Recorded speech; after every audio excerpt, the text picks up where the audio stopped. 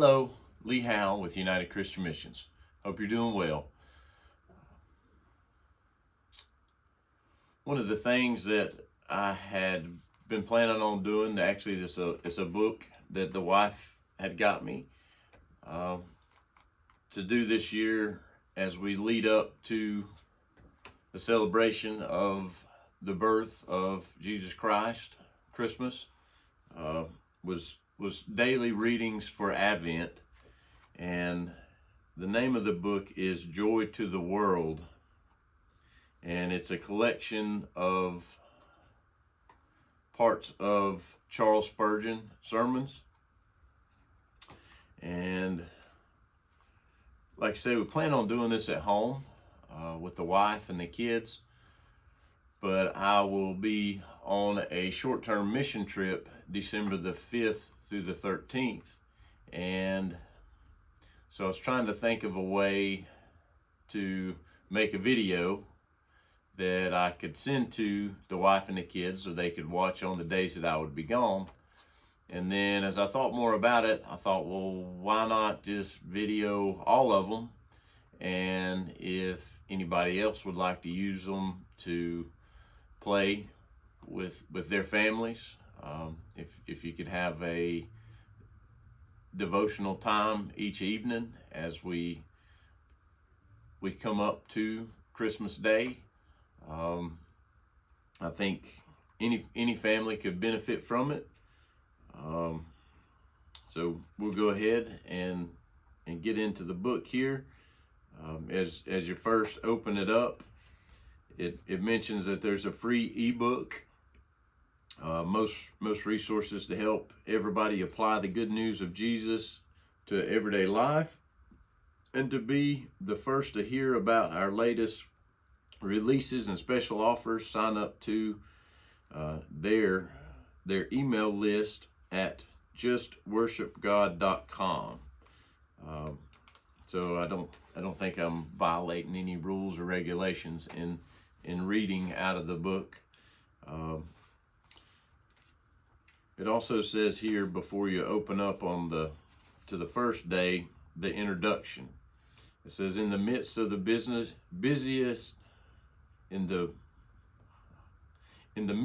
of the business of December, take 5 minutes each day to let Spurgeon warm your heart with joy that can only be found in the good news of Jesus Christ. This is the season of the year when, whether we wish it or not, we are compelled to think of the birth of Christ, says Charles Spurgeon at the beginning of his sermon on December the 23rd of 1855.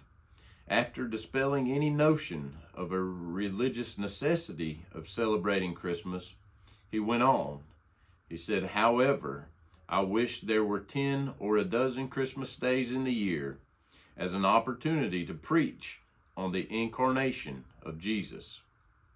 The book goes on to say, slow down this Advent and reflect on the birth of Jesus. These daily readings have been taken from a selection of Spurgeon sermons on the incarnation of Jesus, and the language has been updated for the modern reader. For more Spurgeon sermons, we recommend visiting the http://spurgeon.org/index.php. I will put that link in the comments for this video. Be a little easier to grab that. Day 1, the first act of grace. I will put enmity between you and the woman, and between your offspring and her offspring. He shall bruise your head, and you shall bruise his heel. Genesis chapter 3, verse 15, out of the English Standard Version. This is the first gospel sermon that was ever delivered upon the surface of this earth. It was memorable discourse indeed, with Jehovah himself for the preacher, and the whole human race, and the prince of darkness for the audience. It must be worthy of our heartiest attention.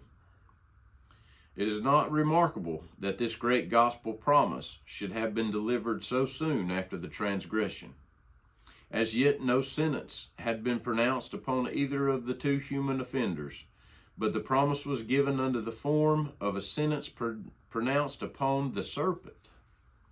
Not yet had the woman been condemned to painful travail, or the man to exhausting labor, or even the soil to the curse of the thorn and the thistle, before the Lord had said, "You are dust, and to dust you shall return."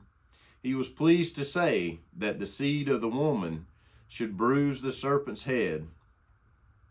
Let us rejoice, then, in the swift mercy of God, which in the early watches of the night of sin came with comfortable words unto us. We do not know what our first parents understood by it, but we may be certain that they gathered a great amount of comfort from it. They must have understood that they were not then and there to be destroyed, because the Lord had spoken of a seed. That would argue that it must be needful that Eve should live if there should be a seed from her. They understood too that if that seed was to overcome the serpent and bruise his head, it must predict good for themselves. They could not fail to see that there was some great mysterious benefit to be conferred upon them by the victory which their seed would achieve over the instigator of their ruin. That seed of the woman, that glorious one, for he speaks not of seeds as in many, but of seed as in one. You know how he abhorred the devil and all his devices. There was enmity between Christ and Satan, for he came to destroy the works of the devil and to deliver those who are under bondage to him. For that purpose was he born. For that purpose did he live. For that purpose did he die. For that purpose he has gone into the glory. And for that purpose he will come again, that everywhere he may find out his adversary and utterly destroy him and his works from amongst the sons of men.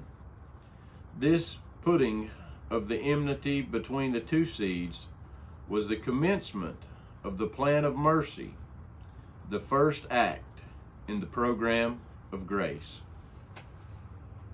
Hope you and your family enjoy the conversation, and look forward to seeing your comments.